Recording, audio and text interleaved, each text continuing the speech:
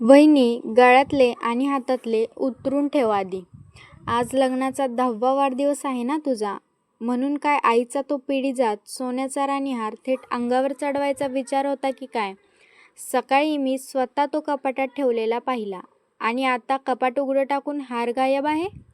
निशीचा हात धारदार तार सप्तकातला आवाज विमलाबाईंच्या कुटुंबाच्या प्रशस्त हॉलमध्ये घुमला. तसा चालू असलेल्या हसण्याखिदळण्याच्या आवाजाला एका क्षणात ब्रेक लागला. ईश्वरीच्या हातातील चहाचा ट्रे थरथरला. कपबशांचा किरकोळ पण अस्वस्थ करणारा आवाज आला. आज ईश्वरी आणि साकेतच्या लग्नाचा 10वा वाढदिवस होता.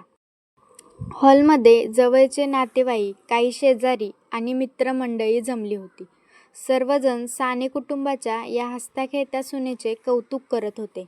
पण निशीच्या या एका थेट आघाताने संपूर्ण हॉलमधील नजरा ईश्वरीच्या चेहऱ्यावर खिळल्या. निशी, काय बोलतेस? याचं भान आहे का तुला? साकेतने सोफ्यावरून उठत बहिणीला टोकण्याचा प्रयत्न केला खरा, पण त्याचा आवाज कमकुवत होता. दादा, तू मध्ये पडू नकोस. आई, तूच सांग. मगाशी खोलीत शेवटचं कोण गेलं होतं? निशीने आपल्या आईला विमलाबाईंना उकसवले. विमलाबाई साकेतच्या लग्नाच्या पहिल्या दिवसापासून ईश्वरीला या घरची बाहेरची मुलगी समजत आल्या होत्या. ईश्वरीने गेल्या 10 वर्षात घर कितीही प्रेमाने सांभाळले असले तरी विमलाबाईंच्या मनातील ती अडी सुटली नव्हती. त्यांनी हातातला पाण्याचा ग्लास टेबलावर जोरात आपटला आणि डोळे मोठे करून विचारले, ईश्वरी, तू गेली होतीस का ग रूममध्ये मगाशी? निशी उगाच आरोप करणार नाही. हार कुठे आहे? ईश्वरीला स्वतःच्या कानावर विश्वास बसत नव्हता. सासरची माणसे तिच्यावर धडधडीत चोरीचा आरोप करत होती, तेही 4 चौघांसमोर. तिने हातातील ट्रे शेजारच्या टेबलावर ठेवला. स्वतःच्या डोळ्यातील पाणी आतल्या आत जिरवले. हुंदका आवरत खंबीर आवाजात म्हणाली, हो आई, मी गेले होते खोलीत, पण हार पाहायला किंवा घ्यायला नाही. तुमची बीपीची औषधं आणि पाण्याचा तांब्या ठेवायला गेले होते. कपाटाची चावी तिथेच बेडवर पडली होती. म्हणून मी फक्त कपाट व्यवस्थित लावून आले. मी हार घेतलेला नाही. मग काय हार हवेत विरघळला वहिनी? निशीने उपरोधाने विचारले. तिच्या कपाळाला आठ्या पडल्या होत्या. खोलीत तर तिसरं कोणीच गेलं नाही. तू शेवटची त्या रूममध्ये होतीस. आता तर हे स्पष्ट आहे, ज्याने घेतलंय तो घरातलाच आहे. 10 वर्ष या घरात राहूनही अजून हाव सुटली नाही वाटतं. तिथे भावाचं लग्न ठरतंय ना, म्हणून इथून बेगमी चालवली आहे का? निशीच्या या बोलण्यामागे फक्त हाराचा राग नव्हता. ईश्वरीने आपल्या समंजसपणाने आणि कष्टाने घरातल्या प्रत्येकाचे मन जिंकले होते. साकेतच्या मित्रांमध्ये आणि नातेवाईकांमध्ये तिचे कौतुक होत होते. याचा सुप्त हेवा निशीच्या मनात वर्षानुवर्षे जळत होता. आज तो हाराच्या निमित्ताने बाहेर पडला होता. विमलाबाईंच्या नजरेत सुडाचा आनंद आणि तिरस्कार स्पष्ट जाणवत होता. त्या उपरोधिक आवाजात म्हणाल्या, ईश्वरी, 10 वर्षापासून या घरची सून आहेस तू. जर अचानक सोन्याचा मोह झाला असेल तर गपचूप तो हार तिथेच नेऊन ठेव. आम्ही पाहुण्यासमोर पोलिसांची कटकट करणार नाही, पण असा अपमान करू नकोस आमचा. ईश्वरी सुन्न झाली. ज्या घरासाठी तिने 10 वर्षापूर्वी स्वतःची एका मोठ्या मल्टीनॅशनल कंपनीतली चांगल्या पगाराची नोकरी सोडली, स्वतःच्या करिअरची स्वप्ने बाजूला ठेवली, सासरच्या प्रत्येक माणसाची आजारपणात रात्री जागून सेवा केली, आज एका क्षणात तिचा तो संपूर्ण त्याग, तिची निष्ठा मातीला मिळाली होती.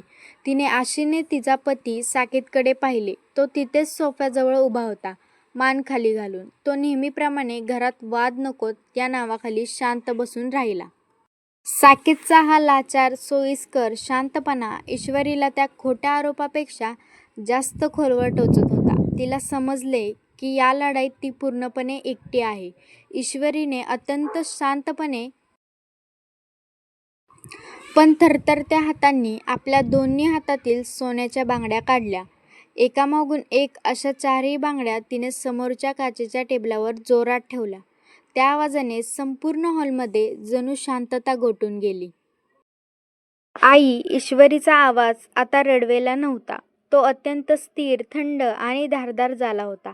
आजपर्यंत मी या घराला माझं घर मानलं, पण आज समजलं की मी इथे फक्त फुकट काम करणारी आणि जबाबदारी पेलणारी एक बाहेरची बाई आहे. या कुटुंबाचा भाग मी कधीच नव्हते साकेत. तुझी पत्नी म्हणून आज जाहीरपणे माझी आबरू काढली जाते आणि तू अजूनही तुझा हा सुशिक्षित समजूतदारपणाचा मुखवटा घालून गप्प बसणार आहेस का? साकेत गोंधळून चाचरत म्हणाला, ईश्वरी प्लीज लोकांसमोर विषय वाढवू नकोस. हार शोधूया आपण. तू उगाच इगोवर घेऊन रागवू नकोस. मी रागवत नाहीये साकेत. मी 10 वर्षापासून साचलेला अपमान बाहेर काढते. ईश्वरीची नजर आता निशीवर खेळली होती. निशी, तुला आठवतंय ना 3 वर्षापूर्वी जेव्हा तुझ्या सासरच्यांनी तुला हुंड्यासाठी छळून घरातून हाकलून दिलं होतं? तेव्हा लोकांनी तोंड फिरवले होते. पण याच वहिनीने स्वतःचे लग्नाचे दागिने मोडून तुझ्या वकिलाची फी भरली होती. तुला कोर्टात न्याय मिळवून दिला होता. तेव्हा माझे ते दागिने चांगले होते आणि आज एका हारासाठी मी चोर ठरले. आज आईच्या सांगण्यावरून माझ्या 10 वर्षांच्या निष्ठेला लिलाव करताना तुला लाज नाही वाटली? निशीचा चेहरा रागाने लाल झाला. पण तिच्याकडे काहीच उत्तर नव्हते. हॉलमधील नातेवाईक आता मान खाली घालून बसले होते.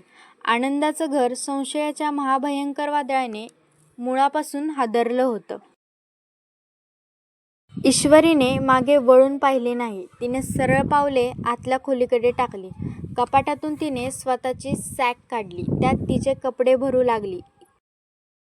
ईश्वरीच्या डोळ्यातून अश्रू वाहत होते, पण ते पराभवाचे नव्हते, तर विश्वास तुटल्याच्या वेदनेचे होते. एका नव्या स्वाभिमानाचे होते. तिने मनात पक्के ठरवले होते की जर आज संकेत तिच्या पाठीशी खंबीरपणे उभा राहिला नाही, तर ती स्वतःच्या सन्मानासाठी या घराचा उंबरठा ओलांडणार कायमची. थांब साकेत. ईश्वरीच्या सॅकची चेन उघडण्यापूर्वी जरा तुझ्या सुशिक्षितपणाचा आणि माझ्या संशयाचा मुखवटा बाजूला सारून विचार कर. कारण मी हार चोरताना ईश्वरीला नाही, तर तिच्या आधी त्या खोलीत शिरलेल्या तिसऱ्याच कोणाला तरी पाहिलं होतं. सॅकमध्ये कपडे कोंबणाऱ्या ईश्वरीचे हात जागच्या जागी थांबले. साकेतने दचकून मागे पाहिले. खोलीच्या उंबरठ्यावर ईश्वरीची मम्मी सुलभा काकू उभी होती. त्यांच्या चेहऱ्यावर मीमांसकता नव्हती, तर एक वेगळाच संताप होता. हॉलमध्ये शांत बसलेल्या सुलभा काकू अचानक अशा कडकडतील असं कोणालाच वाटलं नव्हते. विमलाबाई आणि निशीही हॉलमधून घाईघाईने त्या बेडरूमच्या दिशेने आल्या. निशीने कपाळावर आठ्या आणत विचारले, मामी, तुम्ही काय बोलताय? तिसरं कोण जाणार? घरात तर आम्ही सगळेच होतो. हो, आपण सगळेच होतो निशी. पण मगाशी जेव्हा ईश्वरी स्वयंपाकघरात चहा गाळत होती, तू आईच्या खोलीबाहेर उभी होतीस. बरोबर त्याच वेळी साकेतची 6 वर्षाची मुलगी आर्या विमलाबाईंच्या खोलीतून खेळत बाहेर येत होती. तिच्या हातात काहीतरी चकाकणारं होतं. मला वाटलं खेळणं असेल म्हणून मी दुर्लक्ष केलं, पण मला आता संशय येतोय. सुलभा काकींचे बोलणे पूर्ण होण्याआधीच ईश्वरीच्या काळजात धस्स झालं. तिने सॅक तशीच टाकली. ती धावत हॉलच्या दिशेने गेली. तिच्या मागे साकेत, निशी आणि विमलाबाई धावले. हॉलच्या कोपऱ्यात सोफ्याच्या मागे आर्या आपली बाहुली घेऊन खेळत होती. ईश्वरीने जवळ जाऊन पाहिले. तिच्या पायाखालची जमीनच सरकली. विमलाबाईंचा तो पिढीजात सोन्याचा राणीहार आर्याने तिच्या प्लास्टिकच्या बाहुलीच्या गळ्यात 3 वेढे देऊन गुंडाळला होता. त्यावर तिने छोटी ओढणी पांघरली होती. आर्या ईश्वरीचा ओरडल्यासारखा आवाज ऐकून ती चिमुरडी दचकली. मम्मा, आजीच्या रूममधलं कपाट उघडं होतं, म्हणून मी माझ्या बाहुलीच्या लग्नासाठी हा हार घेतला. सुंदर आहे ना गं? आर्याने निष्पापपणे तो हार काढून ईश्वरीच्या हातात दिला. तो झळाळणारा सोन्याचा हार हातात येताच हॉलमध्ये जणू जिवंत माणसाचे पुतळे झाले. निशीचे डोळे विस्फारले गेले. विमलाबाईंचे हात थरथरायला लागले. ज्या हारासाठी त्यांनी अवघ्या काही मिनिटांपूर्वी आपल्या सोन्यासारख्या सुनेवर चिक्कलफेक केली होती, तिच्या 10 वर्षाच्या निष्ठेचा लिलाव केला होता. तो हार चक्क त्यांच्याच नातीच्या खेळण्यात होता. संपूर्ण कुटुंबावर एक लाजिरवाणी गुदमरून टाकणारी शांतता पसरली. साकेतचा चेहरा पांढरा फटफट झाला होता. अपराधीपणाच्या भावनेने तो ईश्वरीच्या जवळ आला. तिचा हात धरण्याचा प्रयत्न करत अत्यंत चाचरत म्हणाला, ईश्वरी, आय एम रिअली सॉरी. आमच्याकडून खूप मोठी चूक झाली. आम्हाला वाटलं की. ईश्वरीने एका झटक्यात साकेतचा हात बाजूला केला. तिच्या डोळ्यातून अबोल संताप होता, पण सून न करणारी शांतता होती. सॉरी साकेत, तुझ्या या एका सॉरीने चार चौघात गेलेला माझा आत्मसन्मान परत येणार आहे का? ईश्वरीचा धारदार आवाज त्या बंद खोलीत घुमला. चूक हार हरवल्याची नव्हतीच साकेत. चूक ही होती की जेव्हा तुझी आई आणि बहीण माझ्या चारित्र्यावर चिखलफेक करत होत्या, तेव्हा तू तिथे एक मूक प्रेक्षक म्हणून उभा होतास. आज आर्याने हार आणला म्हणून मी निष्पाप ठरले. पण विचार कर, जर आज हार सापडला नसता तर जन्मभर मी तुमच्या नजरेत चोर ठरले असते ना.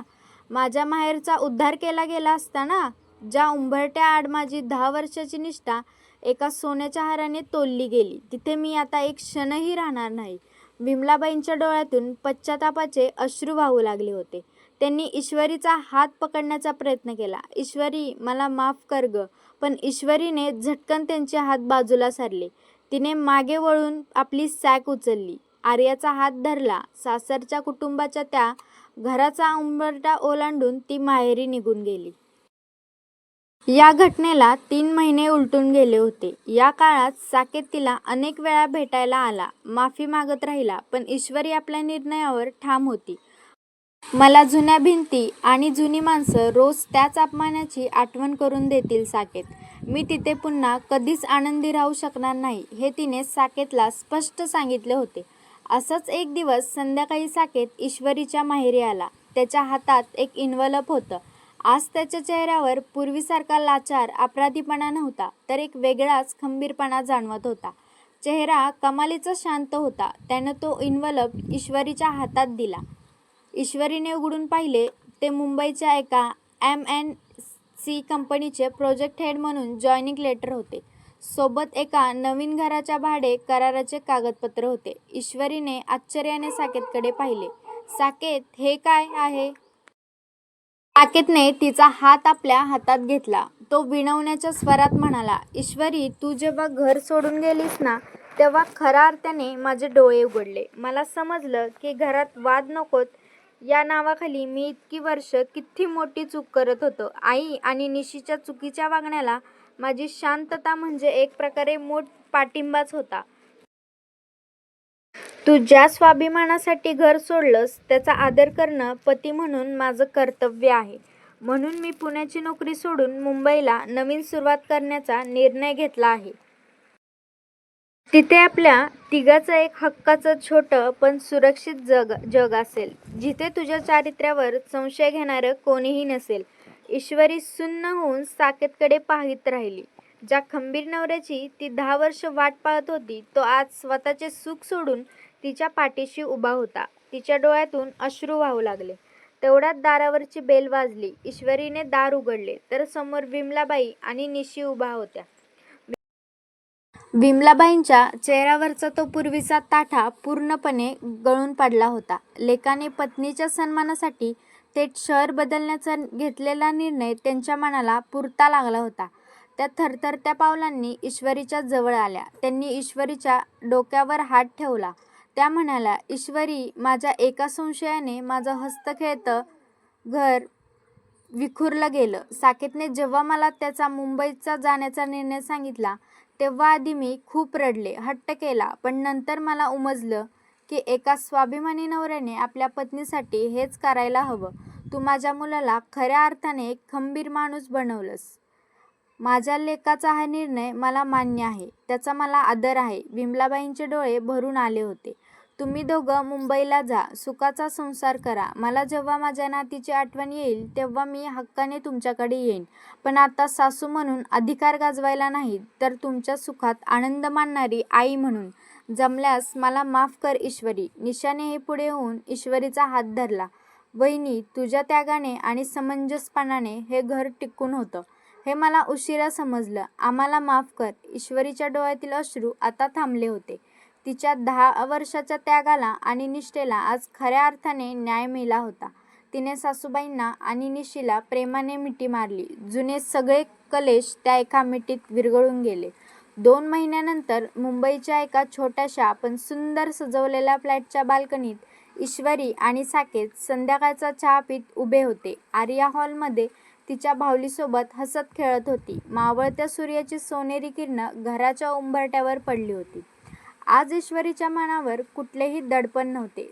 साकेतने घेतलेल्या या एका प्रॅक्टिकल आणि खंबीर निर्णयाने त्यांच्या नात्याला एक नवीन आयुष्य दिले होते. विमलाबाईंच्या कुटुंबाच्या घराचा तो जुना उंबरठा सुटला होता, पण विश्वासाचा हा नवीन उंबरठा आता पूर्वीपेक्षा अधिक मजबूत आणि सुरक्षित होता. कारण त्यावर आता कोणाच्या संशयाची धूळ नव्हती, तर साकेतच्या खंबीर साथीची कायमची सावली होती. तर मित्रांनो, कथा ऐकल्याबद्दल धन्यवाद. कथा आवडल्यास आपल्या स्वामी कथा यूट्यूब चॅनलला नक्कीच सबस्क्राईब करा, शेअर करा, कमेंट करा आणि बेल आयकॉन दाबायला विसरू नका. धन्यवाद. श्री स्वामी समर्थ.